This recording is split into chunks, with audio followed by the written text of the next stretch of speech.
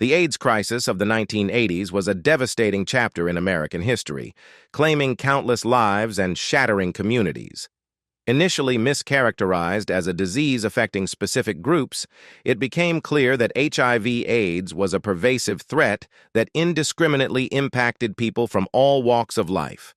In this video, we pay tribute to 22 incredible Black individuals who lost their lives to AIDS. They made significant contributions to society, and their loss is deeply felt. By remembering them, we hope to recognize the serious impact of this epidemic, especially within Black communities. Arthur Ashe Jr. With a backhand as elegant as his character, Arthur Ashe transcended the sport. His victory strokes were as powerful as his impact on civil rights, making him a true champion on and off the court. Tennis legend Arthur Ashe Jr. started playing tennis in Richmond, Virginia, at just 7 years old. Throughout his remarkable career, he won 3 Grand Slam titles and amassed 818 career wins. Ashe made history as the first Black player to win the U.S. Open, the Australian Open, and Wimbledon. In 1963, Ashe broke new ground as the first Black player selected for the U.S. Davis Cup team. After retiring in 1979, he continued to contribute to the sport by coaching the Davis Cup team to 2 titles. In 1988, Ashe began experiencing problems with his right hand. Doctors discovered a mass on his brain, which was later identified as related to AIDS. It's believed he contracted HIV from a blood transfusion during heart surgery in 1983, before reliable blood screening tests were available. Ashe kept his diagnosis private until April 8, 1992, when he held a press conference to address it after a newspaper threatened to make the information public. He had known about his condition since 1988. Arthur Ashe passed away on February 6, 1993, at the age of 49. Eazy-E. The streets of Compton were his university, and hustling was his first degree. Little did the world know this young entrepreneur would soon become the architect of a musical empire. Eric Wright, better known as Eazy-E, is celebrated as a founding member of the groundbreaking gangsta rap group NWA, which burst onto the scene in the late 1980s. Renowned for his influential role in shaping the genre, Eazy-E's career was tragically cut short by a sudden health crisis. Growing up in a tough neighborhood, Eazy-E left high school and started making money by selling drugs. As hip-hop was just starting to gain traction in Los Angeles in the 1980s, Eazy-E began recording music and invested in his own independent label, Ruthless Records. He teamed up with Ice Cube, Dr. Dre, and others to form NWA. Their debut album, NWA and the Posse, dropped in 1987. And Eazy-E quickly followed with his solo album, Eazy Does It, in 1988. This album sold over 2.5 million copies and established Eazy-E as a key figure in gangsta rap. That same year, NWA released Straight Outta Compton, which went double platinum. Although the group released 2 more albums, internal conflicts led to disputes and feuds, especially between Eazy-E and Dr. Dre, who took their disagreements to their music. Despite the drama, Eazy-E kept running Ruthless Records and continued to make headlines. He also released 2 solo EPs in 1992 and 1993. In 1995, Eazy-E collapsed during a music rehearsal and was taken to Cedars-Sinai Medical Center in Los Angeles. After thorough testing, doctors discovered he was suffering from AIDS-induced pneumonia. Tragically, Eazy-E passed away just a month later on March 26, 1995. Franklin Seals. Franklin Seals was a gifted actor with a versatile career. He's probably best known for playing the uptight Dexter Stuffins on Silver Spoons, but he was so much more than that. Born in the Caribbean and raised in New York, Seals had a natural talent for the arts. He started as a painter, but ended up studying acting at Juilliard, thanks to a lucky break. His big screen debut in the gritty The Onion Field showed his range, and he later starred in the acclaimed TV drama The Trial of the Moke. Beyond his TV and film work, Seals was a respected stage actor. He performed in everything from Shakespeare to modern plays. In 1987, Franklin started having a persistent cough while working on the show Amen, which eventually affected his ability to work regularly. On May 14, 1990, he passed away from complications related to AIDS at the age of 37. He was cremated, and his ashes were scattered in the Caribbean Sea. Howard Rollins. Destined for the factory floor, Howard E. Rollins Jr. traded in steel for stardom. His journey from humble beginnings to Oscar-nominated actor is a testament to raw talent and unwavering determination. Howard E. Rollins Jr. was born in Baltimore, Maryland in 1950, the youngest of 4 children to Howard E. Rollins Sr., a steel worker, and Ruth R. Rollins, a domestic worker. His acting career took off after a friend encouraged him to audition for a local production of Mice and Men, where he discovered his talent for acting. In 1974, Rollins moved to New York City to pursue acting full-time. He earned an Oscar nomination for his role as Coalhouse Walker Jr. in Ragtime and received an Emmy nomination for Best Supporting Actor in the daytime drama Another World. He is also well known for his role as Virgil Tibbs in the popular TV series In the Heat of the Night, based on the 1967 film. His final film role was in Drunks. The series began in 1988, but Howard struggled with drug addiction, personal and legal issues, resulting in his removal from the show at the end of season 6. In 1996, Howard was diagnosed with AIDS and passed away 6 weeks later. In 2006, a wax statue of Howard Rollins was unveiled at the Senator Theater in Baltimore, now housed at the Great Blacks in Wax Museum. Gene Anthony Ray. One of the great ironies of the NBC TV 1980s pop culture phenomenon Fame is that the majority of its cast members struggled mightily to find success after the program ended in 1987. Inspired by the 1980 feature film of the same name, the show documented the aspirational struggles of teachers and students at a New York high school for the performing arts. In the case of Gene Anthony Ray, the role of dancer Leroy Johnson on Fame could not have been more custom-tailored to his personal background, as he attended the school, New York High School of the Performing Arts, that inspired both the film and the TV series. But the post-Fame credits for Ray are a sad, spotty reflection of his struggles prior to his death in 2003. He was an uncredited dancer in 2002's Austin Powers and Goldmember, a dancer on an episode of The Drew Carey Show, and a dancer again in the 1996 movie Eddie. In June 2003, Gene Anthony Ray suffered a stroke, which led to complications and ultimately resulted in his death on November 14, 2003, in Manhattan, New York. While he was HIV positive at the time, it's unclear if AIDS-related complications directly caused his passing. Gene was 41 years old. Germaine Stewart. Germaine Stewart was a prominent figure in the 1980s music scene who transitioned from dancer to chart-topping singer. Initially gaining recognition as a talented dancer on the popular television show Soul Train, he later carved out a successful solo music career. Stewart's breakthrough came with the infectious hit We Don't Have to Take Our Clothes Off, a catchy and sexually suggestive song that became a global sensation in 1986.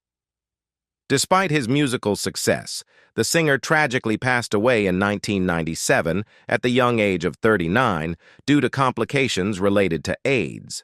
A poignant testament to his enduring legacy is the story of his gravestone. For over 17 years, his final resting place remained unmarked until a dedicated fan initiated a fundraising campaign to erect a fitting memorial in 2014. Bobby DeBarge, a falsetto that could ignite souls and a life consumed by shadows.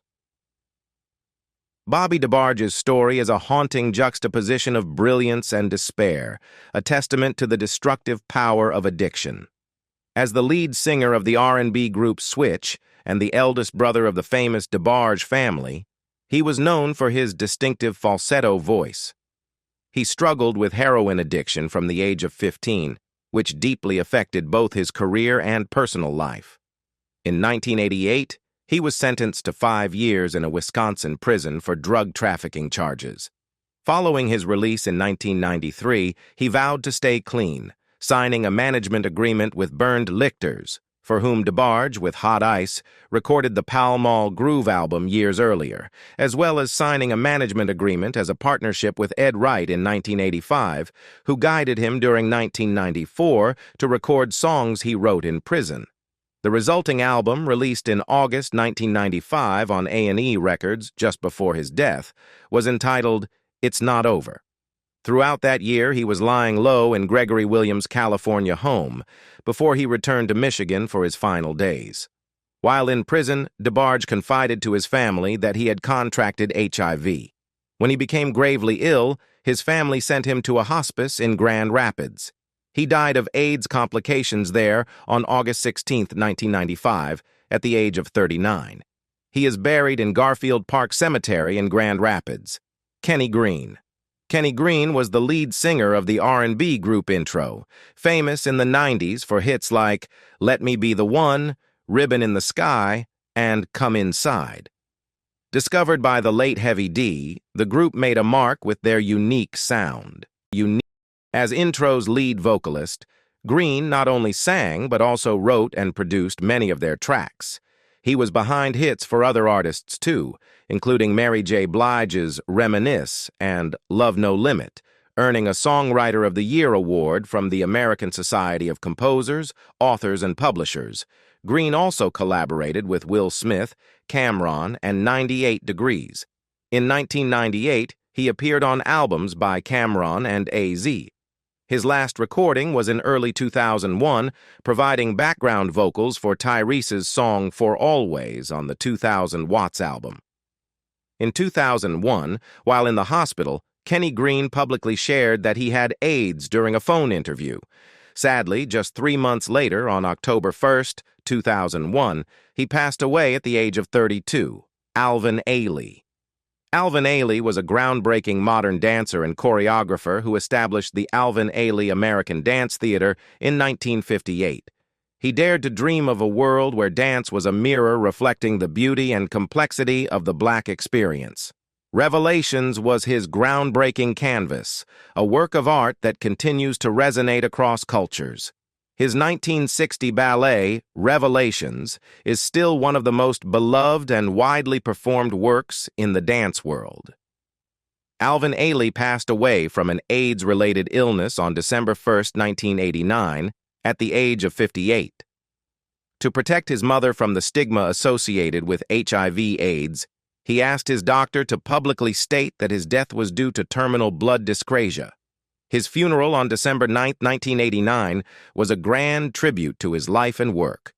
Held at the Cathedral of St. John the Divine, it was attended by over 4,000 people. The service featured a reading of Maya Angelou's poem For Alvin Ailey, drumming by Max Roach, and statements from notable figures like President George H.W. Bush. Eulogies were delivered by friends and colleagues, including Judith Jamison and Carmen de Lavallade, as well as New York City Mayor David Dinkins. Performances of Ailey's choreography were part of the service, with dancers performing pieces like Song for You, Cry, and excerpts from Revelations around his casket. Ailey was laid to rest in Los Angeles. Chad Kinch. Chadwick Oliver Kinch was a professional basketball player known for his time in the NBA. Standing 6'4" and weighing 190 lbs, Kinch played as a shooting guard. He starred in college basketball at the University of North Carolina at Charlotte and was a standout player at Perth Amboy High School in his hometown of Perth Amboy, New Jersey. Kinch was drafted by the Cleveland Cavaliers with the 22nd pick in the first round of the 1980 NBA Draft. He spent his only NBA season playing for both the Cavaliers and the Dallas Mavericks. After being traded to the Mavericks along with a future draft pick in exchange for Jeff Houston and another draft pick. During his brief NBA career, he averaged 2.9 points per game. The devastating loss of his brother Raymond in a house fire deeply affected Kinch, impacting his personal life and career. After leaving the NBA, Kinch struggled with a severe drug addiction and eventually contracted HIV. He passed away from AIDS-related complications in 1994 at the age of 35 at his home in Carteret, New Jersey. Allan Anthony Wiggins. A speedster on the base paths, Allan Wiggins stole hearts as easily as he stole bases. But his greatest theft was from himself, as a crippling addiction derailed a career destined for greatness. Allan Wiggins, a talented Major League Baseball player who played for the San Diego Padres and the Baltimore Orioles from 1981 to 1987, faced a career setback due to a serious drug addiction. Despite his early promise, his struggles with substance abuse eventually led to the end of his baseball career. After his suspension from baseball, Wiggins shifted his focus to studying real estate, hoping to build a stable future despite his situation. In the late 1980s, he began facing health issues related to AIDS, though he kept his diagnosis private. He was receiving deferred payments from his baseball career and made plans for his children's financial future. He also hinted to a former teammate that he was looking into computer work.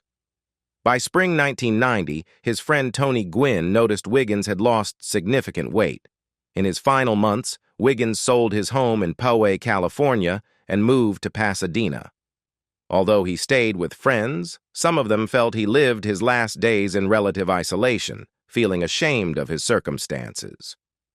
In November 1990, Wiggins was hospitalized at Cedars-Sinai Medical Center in Los Angeles with pneumonia and tuberculosis. He revealed that he had contracted HIV through intravenous drug use.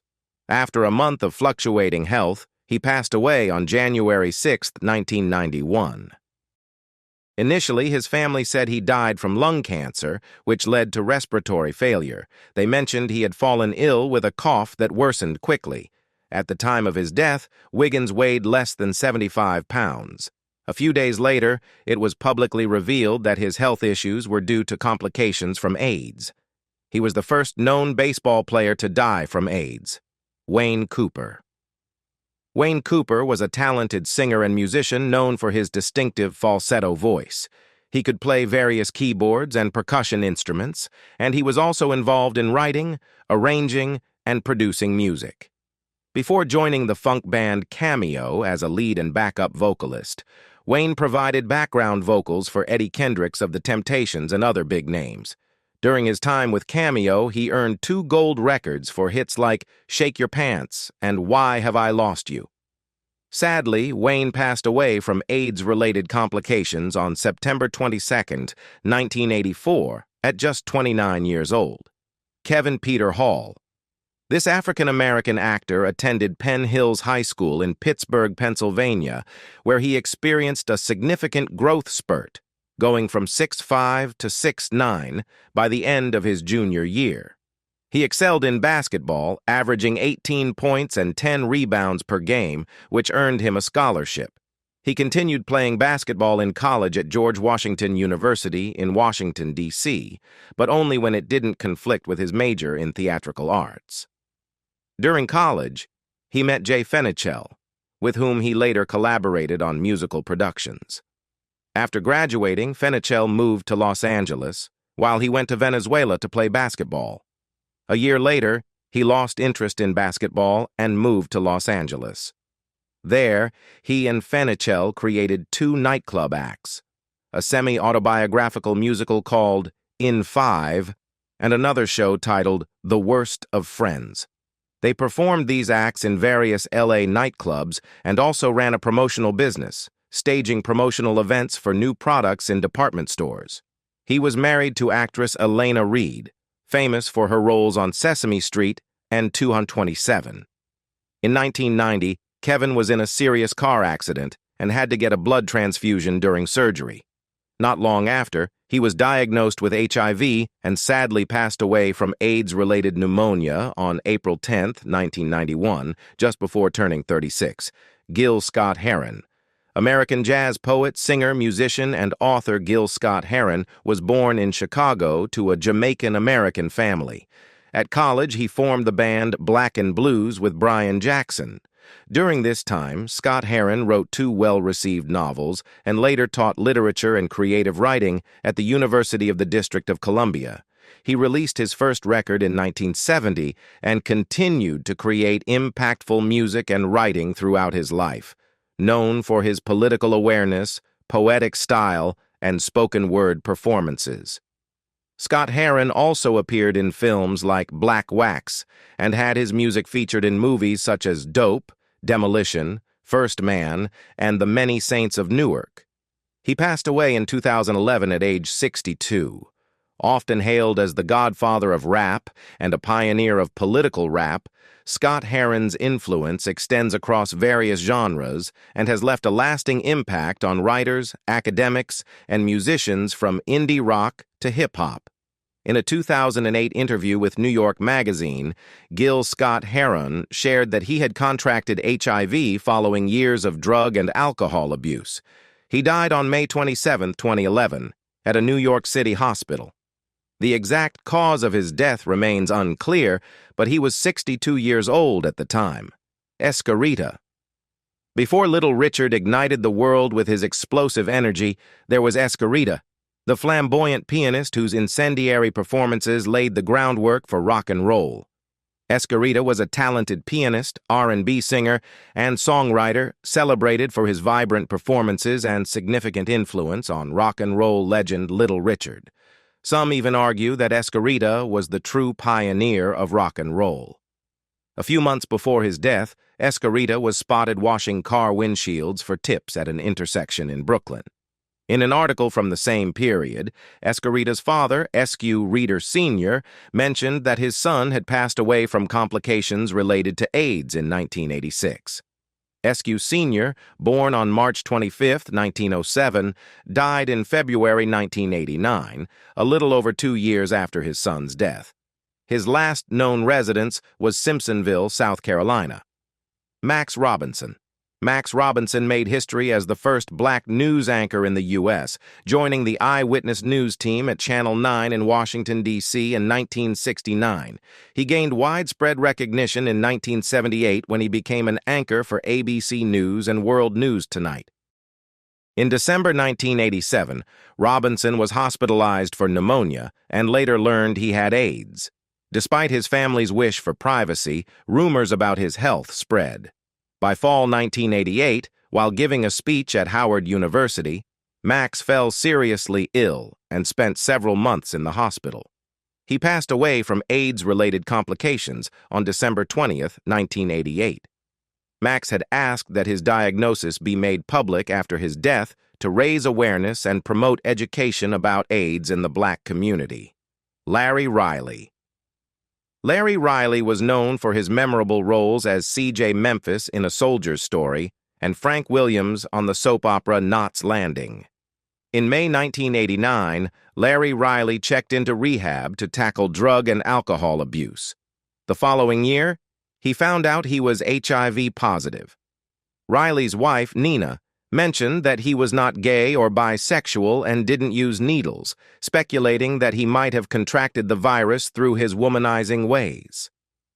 Fearing that revealing his diagnosis could harm his career, Riley kept it private and continued working on Knots Landing. To explain his noticeable weight loss, he told people he had kidney issues due to high blood pressure. The true nature of his illness was only made public after his death.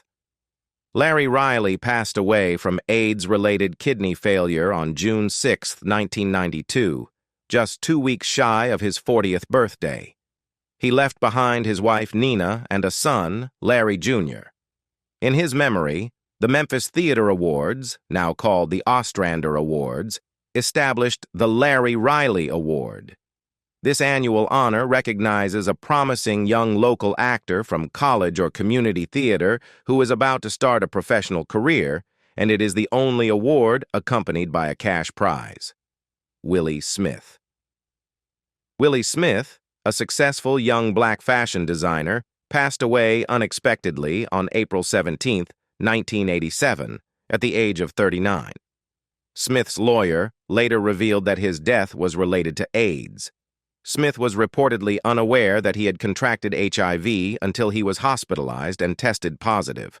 Although Smith had often been frail and frequently ill, his close associate Mallet mentioned that while he was always fragile, she didn't think he was seriously ill.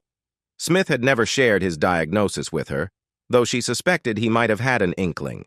Smith's funeral took place on April 20th, 1987 at the Frank E. Campbell Funeral Chapel in Manhattan, and his remains were cremated. A memorial service was later held on May 1st, 1987, at his alma mater, Parsons The New School for Design. Sharon Red. Sharon Red was a singer, dancer, and songwriter known for her disco hits like Love How You Feel and In the Name of Love. Born into a musical family, she began her career as a background singer before establishing herself as a solo artist. In early 1992, Red scored a UK top 20 hit with a re-recorded version of Can You Handle It, working with the remix duo DNA. She even appeared with them on BBC One's Top of the Pops on January 30th. Following this success, she recorded a single called All the Way to Love with Les Adams of LA Mix, but it was never released. Sadly, while she was making a comeback in the early 90s, Red passed away from pneumonia on May 1st, 1992. Dance Music Report magazine later reported that her death was AIDS-related. The virus had severely weakened her immune system, which was further compromised after she stepped on broken glass during a performance. In 1993, her vocals were featured on the track Under Pressure from her half-sister Penny Ford's self-titled album. Despite not being as well known as some of her peers, Red made a significant impact on the disco scene in the late 70s and early 80s. Her contributions were recognized by the National AIDS Memorial, which featured her in an online exhibit for Black History Month, alongside other notable figures like Sylvester and Arthur Ashe. In 2011, Red was posthumously honored at the Divas Simply Singing Music benefit, where her name was included on a special red quilt displayed during the event. Sylvester. Sylvester was a pioneering figure in disco music, celebrated for his flamboyant style, powerful vocals, and iconic hits like You Make Me Feel, Mighty Real. His unique persona and groundbreaking music made him a beloved figure in the LGBTQ+ community. Tragically, Sylvester's life was cut short by the AIDS epidemic. After his partner, Rick Cranmer, passed away from the disease in 1987, Sylvester himself was diagnosed. Despite facing a debilitating illness, he remained open about his condition, becoming a symbol of courage and resilience. In a final act of generosity, Sylvester directed that royalties from his music be donated to AIDS charities, ensuring his legacy would continue to support those affected by the disease. His untimely death at the age of 41 marked a profound loss for the music industry and the LGBTQ+ community, but his spirit and music live on as a powerful testament to his enduring impact. Charlie Barnett. Charlie Barnett was an American actor known for his role as rookie firefighter Peter Mills on the hit show Chicago Fire. Born on February 4, 1988, Barnett spent his early years living on a sailboat in Florida. He developed a love for theater at a young age, participating in the Carnegie Mellon Musical Theater Summer Program and winning acting awards in Florida. Barnett made his film debut with a role in Circus Camp, 2006, and went on to study drama at Juilliard, graduating in 2010. He appeared on Law & Order, Special Victims Unit in 2010, and Law & Order, Criminal Intent in 2011. His performance in the LGBTQ film Private Romeo earned him an Outstanding Actor Award at the LA Outfest. He also had a small role in Men in Black 3, 2012, starring alongside Tommy Lee Jones and Will Smith. Barnett's most notable role came as Peter Mills on Chicago Fire, and his character also appeared in the show's spin-off, Chicago PD. He died from AIDS on March 16, 1996, at the age of 41. Dave Chappelle has cited Charlie Barnett as a significant influence on his career. How to deal with celebrity loss. The death of a celebrity can often feel deeply personal, despite their public persona. This profound sense of loss is a testament to the significant impact that these individuals have on our lives and culture. Celebrities, through their talents and public presence, become woven into the fabric of our personal experiences, making their passing a poignant and emotionally charged event. Understanding and coping with this kind of loss involves several strategies that can help in processing grief and honoring their memory. Honoring their memory through their work. One of the most meaningful ways to cope with the loss of a celebrity is by engaging with their work. Whether it's revisiting their films, music, or written contributions, engaging with their artistic legacy provides a sense of connection and continuity. For many, this process involves creating personal tributes, such as compiling playlists, revisiting favorite works, or even creating fan art. These acts serve as a personal homage, allowing individuals to celebrate and remember the positive impact the celebrity had on their lives. Participating in memorials and tributes. Another effective coping strategy is to participate in memorials and tributes. These can range from public ceremonies and online memorial pages to fan-organized events. Attending or participating in these gatherings provides a communal space to share grief and celebrate the celebrity's contributions. Engaging with others who have been affected by the loss can foster a sense of solidarity and collective mourning, helping to alleviate feelings of isolation. Seeking support from fellow fans. Connecting with fellow fans can also be an invaluable source of support. Online forums, fan clubs, and social media groups dedicated to the celebrity offer platforms for sharing memories and expressing grief.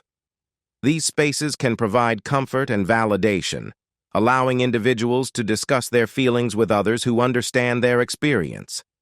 The shared appreciation for the celebrity's work can create a supportive community where people can process their emotions together.